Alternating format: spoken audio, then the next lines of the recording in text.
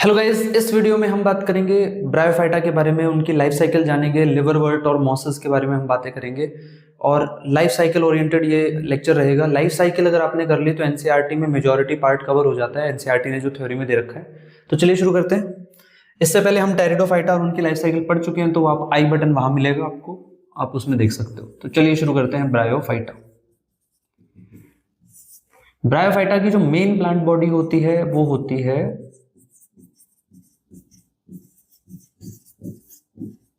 Haploid यानी N यानी gametophyte.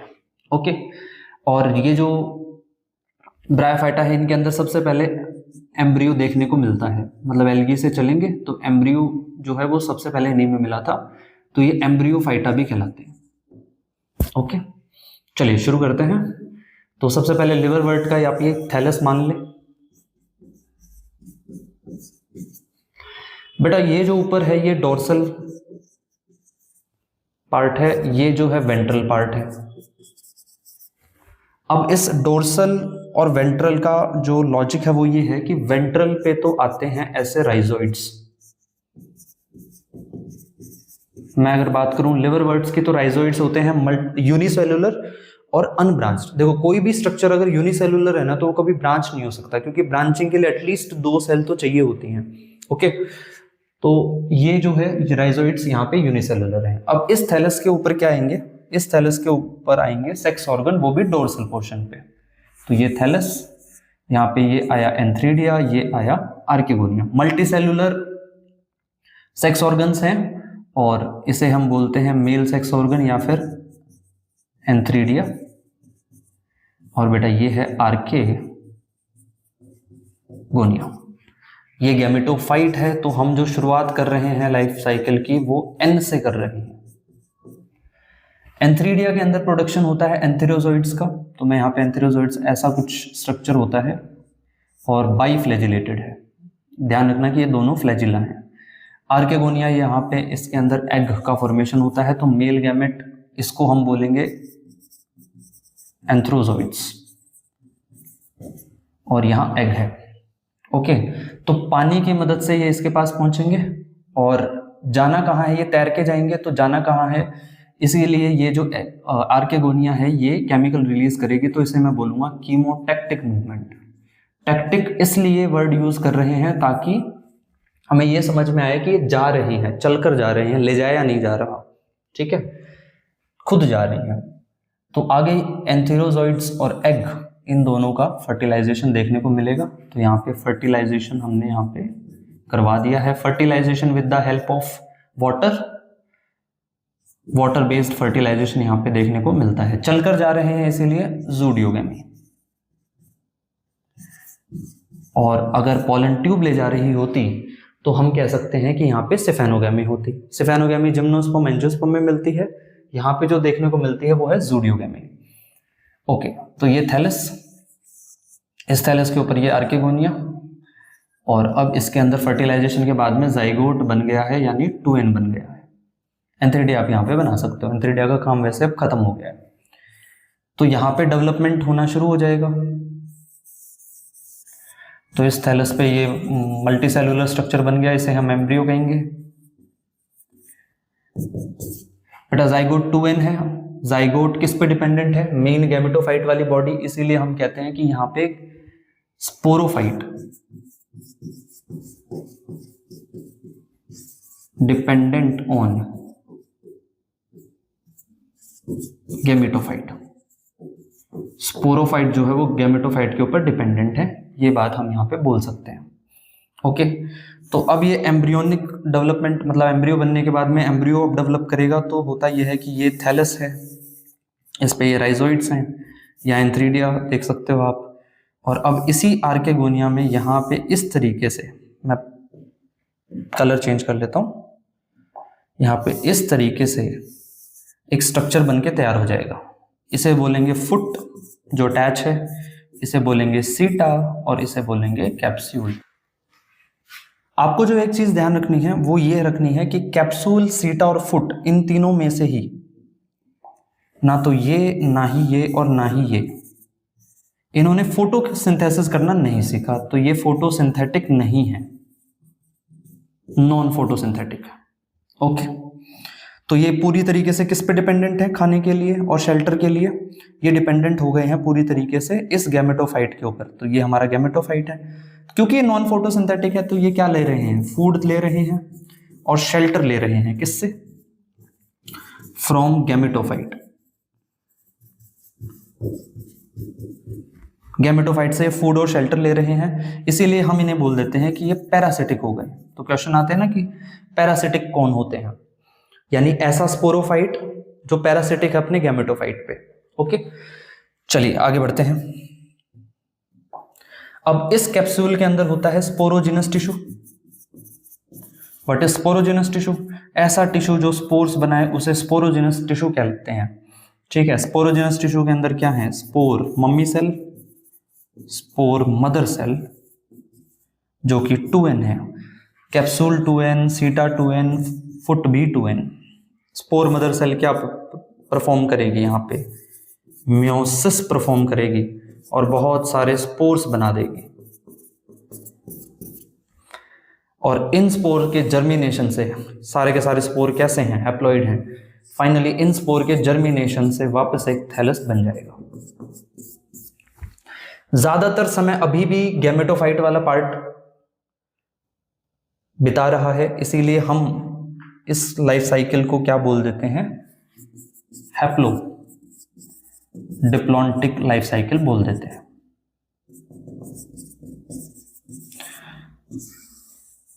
ज्यादा समय अभी भी हैप्लॉइड वाला बिता रहा है, लेकिन डिप्लॉइड वाला इतना भी कम नहीं है कि उसको नेग्लेक्ट कर दें, इसीलिए दोनों वर्ड हमने यहाँ पे यूज करे हैं। तो ये है लिवर वर्ड की लाइफ साइकिल। अब हम बात करते हैं जो हमारे प्यारे मोसेस हैं उनकी लाइफ साइकिल, क्योंकि उनकी भी लाइफ साइकिल थोड़ी सी यूनिक है।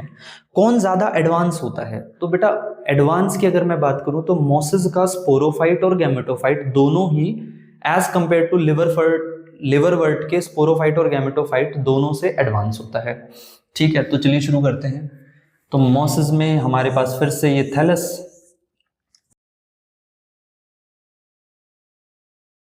यहाँ पे राइजोइड्स हैं। ये राइजोइड्स जो हैं ये आप कहोगे कि ये मल्टी सेलुलर है, क्योंकि ये मल्टी सेलुलर है तो ब्रांचिंग भी पॉसिबल है, तो मल्टी सेलुलर और ब्रांच यहाँ पे।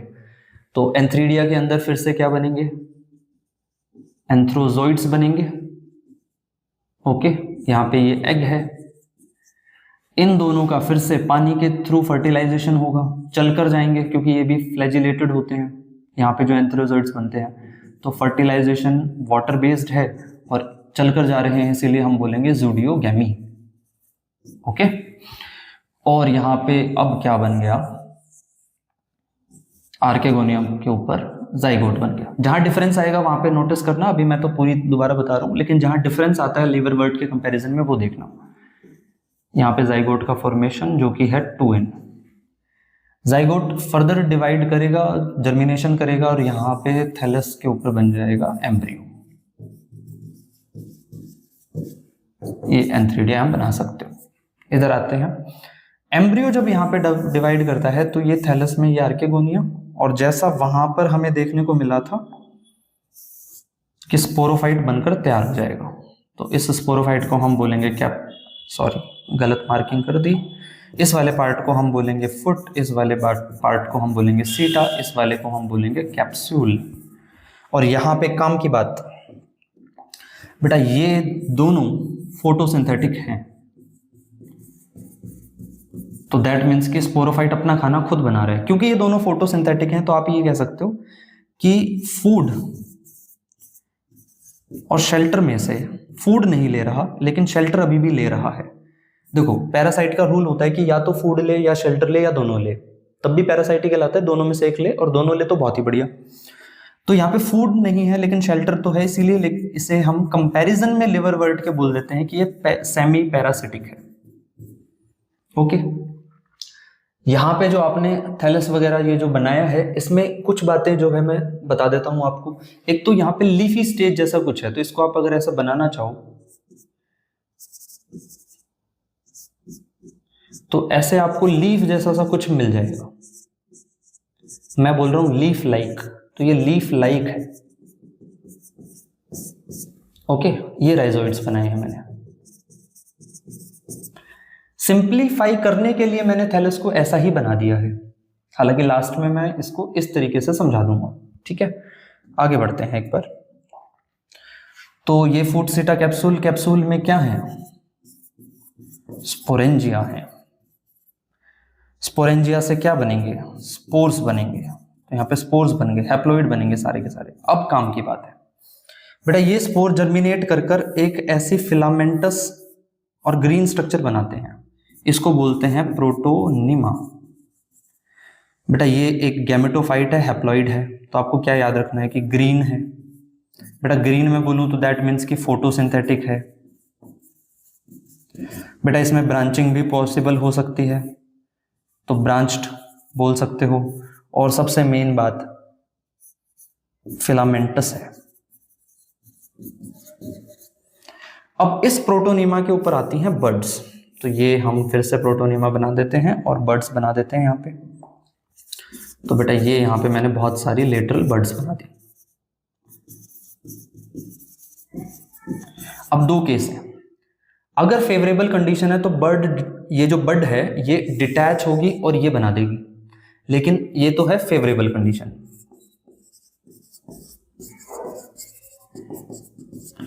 लेकिन अगर फेवरेबल कंडीशन नहीं आती तो ये जो लेटरल बर्ड है ये सीधे मेन थैलस की बात, मतलब फॉर्मेशन की बजाय क्या बनाएगी? ये बनाएगी अनफेवरेबल कंडीशन में दिखा देते हैं। तो भाई हमारी ये प्रोटोनिमा, इसी के ऊपर एक और मल्टीसेलुलर स्ट्रक्चर बन गया, इसको आप कह सकते हो सेकेंडरी प्रोटोनिमा। इस पे भी बर्ड्स आती हैं, लेटरल बर्ड्स। ये वेट करेगा कि कब सुटेबल कंडीशन आए और उसके बाद में ये बर्ड भी डिटैच होकर दोबारा से यही स्ट्रक्चर बना देगी। लेकिन आपको ध्यान ये रखना है, जो चीज मैंने आपको बताई अभी, कि ये जो पार्ट मैंने बताया है अभी, ये वाला, ये तभी होता है जब अनफेवरेबल कंडीशंस हो। ओके, तो ये हर बार नहीं होता, ये ध्यान रखना है आपको। चलिए आगे बढ़ते हैं हम। तो इस तरीके से यहाँ पे काम होता है। कई बच्चे पूछ सकते हैं अगर सेकेंडरी प्रोटोनिमा की स्टेज में भी अगर बाई चांस अनफेवरेबल कंडीशन ही बनी हुई है, फेवरेबल नहीं आई, तो फिर कुछ नहीं कर सकते, मर जाओ, क्योंकि कुदरत ने दो मौके दिए हैं। अगर उसमें भी सर्वाइव नहीं कर पा रहे तो मत करो। ये जो लेटरल बर्ड्स हैं ये सारी की सारी एन, ये भी एन, प्रोटोनिमा खुद एन है। तो अगर मैं बोलूं कि क्या गैमेटोफाइट मेन प्लांट बॉडी है, तो आप कह सकते हो कि हाँ गैमेटोफाइट मेन प्लांट बॉडी है। और अगर मैं ऐसे पूछूं कि गैमेटोफाइट मेन प्लांट बॉडी और मेन प्लांट बॉडी में सबसे पहले कौन बन रहा है, तो आप बोलोगे प्रोटोनिमा। इसीलिए एनसीईआरटी प्रोटोनिमा को फर्स्ट स्टेज कहती है, और ये जो लीफ लाइक स्ट्रक्चर वाला जो स्टेज है इसे हम बोलते हैं सेकेंड स्टेज। ओके, तो चलिए नेक्स्ट स्लाइड में एक बार देख लेते हैं कि एग्जैक्टली कैसा नजर आएगा। तो आप कुछ ऐसा देख सकते हो कि थोड़ा सा बिल्कुल छोटा सा थैलस, ऐसे थोड़ा सा लॉन्गिट्यूडनल, और इसमें लीफ जैसे, मैं फिर से बोल रहा हूं लीफ लाइक, लीफ नहीं है, लीफ लाइक है, लीफ जैसे हैं, ठीक है, बेटे जैसा है, बेटा नहीं है, ठीक है, लीफ लाइक, हैप्लॉइड। अब लीफ लाइक, अच्छा इसको लीफ बनना हो तो क्या करना पड़े? वस्कुलर बंडल आ जाए तो ये लीफ बन जाएगा। अगर वस्कुलर बंडल इसमें आ जाए तो ये लीफ बन जाएगा भाई। चलिए आगे हम देखते हैं कि इस पे स्पोरोफाइट का फॉर्मेशन कैसे होगा। तो भाई ये यहाँ पे ऐसे स्पोरोफाइट देखने को मिल जाएगा। ये फुट, ये बेटा सीटा, और ये बेटा कैप्सूल, ठीक है। लास्ट में सबसे इंपॉर्टेंट बात कि इन bryophyta sporophyte is dependent on gametophyte. Sporophyte जो है वो डिपेंडेंट होता है गैमेटोफाइट के अंदर। अब अगर आप मोसेस की सारी लाइफ साइकिल देखेंगे तो आपको समझ में आ जाएगा थ्योरी से भी और कुछ एक एग्जाम्पल जो हम है यहाँ पे ले लेने चाहिए, हम वो भी ले लेते हैं। लिवरवर्ट के अंदर एक एग्जाम्पल दे रखा है मार्केंशिया।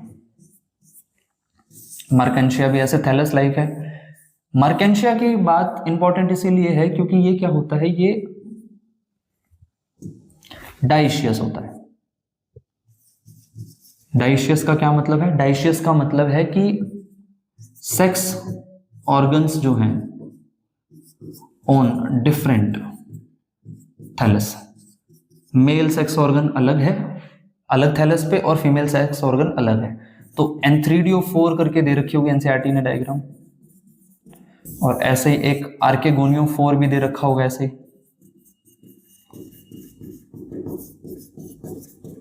ठीक है। तो यहाँ ऐसा होता है, यहाँ पे जो स्पोर है वो या तो ये बना देता है या ये बना देता है, और ये दोनों ही स्पोर सेम है, सेम साइज के हैं, तो ये कंडीशन होमोस्पोरस ही है। लेकिन यहाँ पे एक स्पोर मेल गैमेटोफाइट बना देता है, एक फीमेल गैमेटोफाइट बना देता है, तो सेम साइज ऑफ स्पोर है यहाँ पे,